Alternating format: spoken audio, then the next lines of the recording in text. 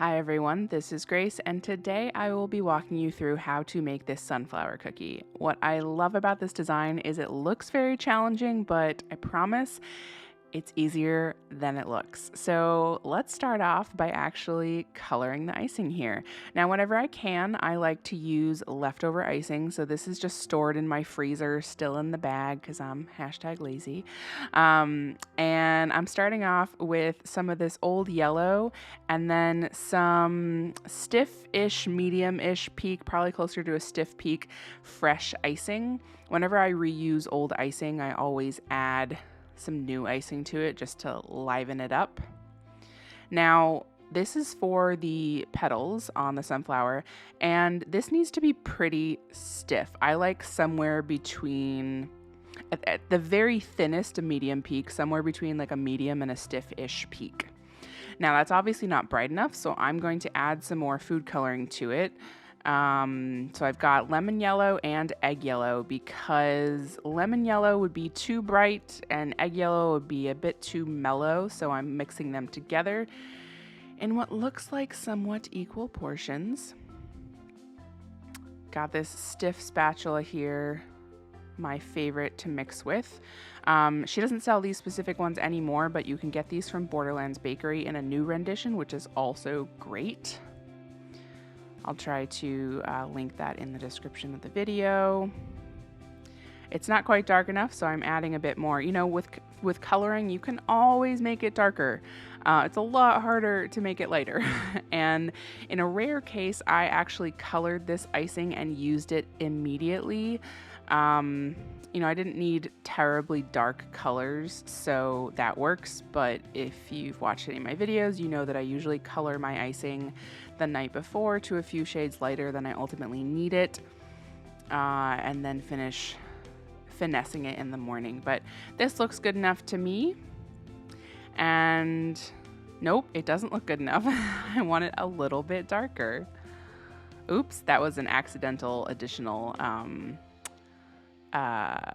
drop there, but that's fine. I don't need to be super precise with this one. So I wanted it richer, but I also wanted it a little deeper of a yellow. So I think at this point, I'm pretty happy with this. Maybe, maybe not. You will see that, oh, yep, okay, I'm gonna test the consistency now. I had to change the frame a little bit so you can see.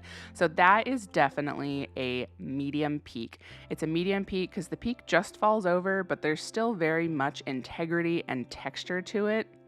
See that beautiful medium peak and all that texture, still holding it together quite well. If you do too stiff here, like a true stiff peak, it's really gonna hurt your hands. This is something I haven't shown on camera yet, how I actually bag my icing. So that's just a plastic water cup. I mean, you could use a glass one, doesn't matter. And I put my icing bag in there. That's a small Borderlands Bakery Tipless bag. She also has medium size, but I wasn't using a lot of icing for this.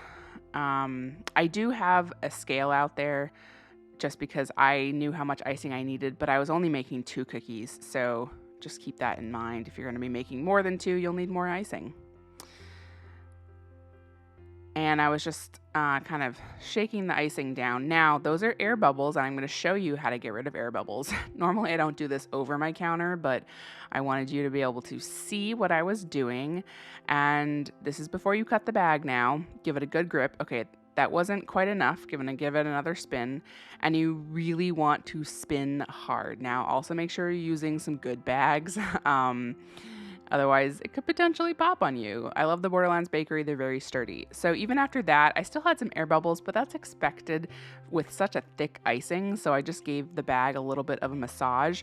You don't want to have air bubbles in your bag as you're piping because you can have breaks in your lines, breaks in your petals. That would not look good. So I'm using the same bowl. If you're going to use the same bowl technique, make sure you're starting with your lightest colors first.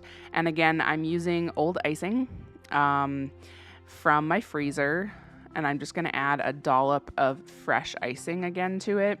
Now, my icing does thin in the freezer, so this was probably a nice flood at one point, but it got even thinner in the freezer. So using the same spatula, same bowl. Got to make sure you use that bowl right away though, because if the icing on there starts to crust, then you're going to get crusty bits in your icing and you're going to be real sad when you start piping and your bag starts clogging up.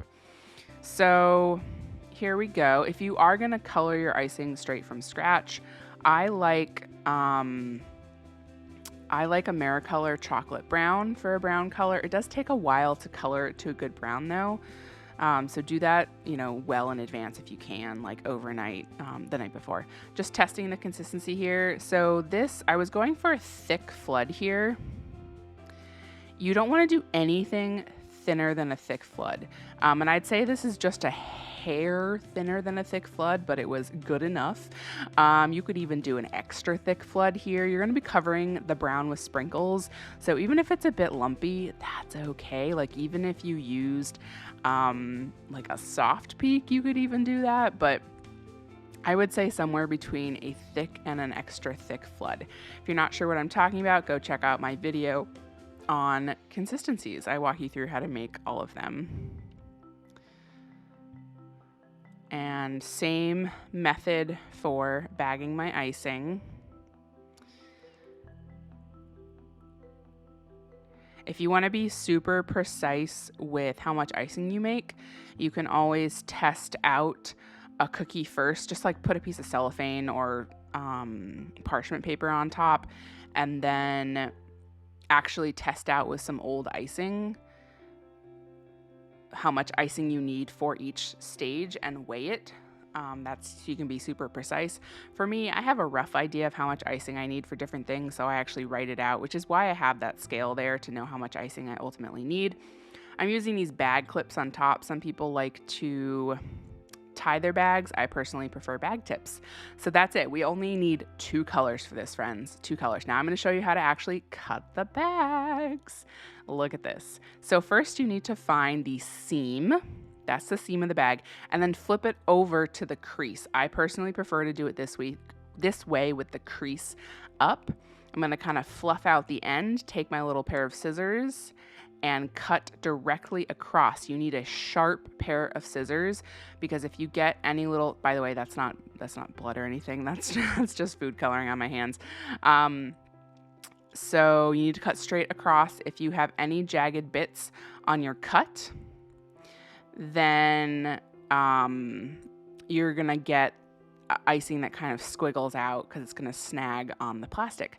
So this is for the petals. Again, find that seam and then find the crease, but now you're just gonna flatten it out in the natural way with the seam and the crease on either side. And take those scissors again, and you want to cut a pretty sharp, like steep, if that makes sense, V into it. The fatter the V, the thicker the icing is gonna come out, and you don't want like a really, really thick icing to come out, if that makes any sense here. So I'm making this kind of the sharpest V that I can, and then you're actually gonna flip it over so that you have the crease on top, so that you have your V out there. And then there we go. This is just a back and forth motion. And I just want to show you, if I flatten this out one more time, that's the V cut. And then fluff it out. And there we go. All right. Now that we have our icing good to go, we are going to actually ice a cookie. So you may notice this doesn't look like a real cookie. This is actually not a cookie. You heard that right. It is a practice cookie, which is an awesome thing to have in your toolkit. If you ever want to practice a design, or in this case, just want one cookie.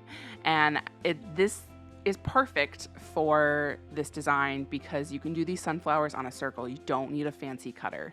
Right there, I used an edible marker and a cookie cutter just to mark out my circle in the middle.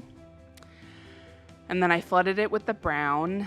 Since I'm using a flood consistency, it is gonna spread out just a little bit. And I'm using a pretty big coarse sanding sugar here. This is the Wilton sanding sugar. I'll link that in the description.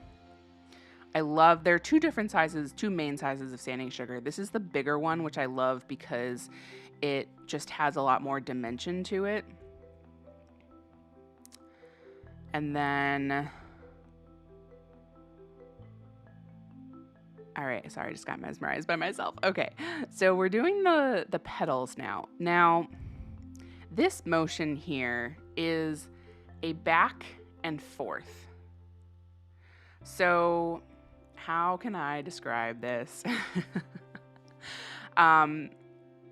Push in, pull out, push in, pull out. Maybe that's not a good way to do it. Back and forth, like you're tapping something. Is that a good way to put it? That's how you get the leaves. So you're indenting, like in, out, in, out, in, out, in, out. So I think I did 5 of those for each leaf, for each petal, in, out, in, out. Hopefully I'm explaining this somewhat well. So tappings are like, it's the back and forth motion. So your hand is going to go back and forth, like in and out, in and out, in and out, in and out. So in and out 4-ish, 5-ish times, depending on how much space you have, in, out, in, out. Then I'm filling it in between that first layer. Now, what I love about this design is that you don't need tipless bags to do this. You can just use normal piping bags because you're using a flood consistency and you're covering it with sprinkles, so it doesn't matter if you have a round tip or not. And then you're cutting the V in the petal for the yellow, and that works sometimes even better with a thicker plastic. So that's just something to keep in mind. Something else is finishing the petal is definitely the hardest part. So I'm making it look really easy here, but as you'll see when you start to practice this, it's very easy to not have that beautiful finish to your petal, to have kind of like a hole in your petal, if that makes sense. So the way that you do that is, or to not do that is you need to keep holding pressure on the icing as you pull away at the same time. Because if you release pressure on the icing and pull away at the same time, then you're going to be left with not a nice peak on your petal. I hope that helps. There we go. That is the sunflower. I really enjoyed walking you through that. I will link a bunch of the products in the description. You can do this on a circle. You can do this on a sunflower cutter. You can do it on a square. You can do it on so many different things. It's so versatile, so easy. Love y'all. Have a sweet one.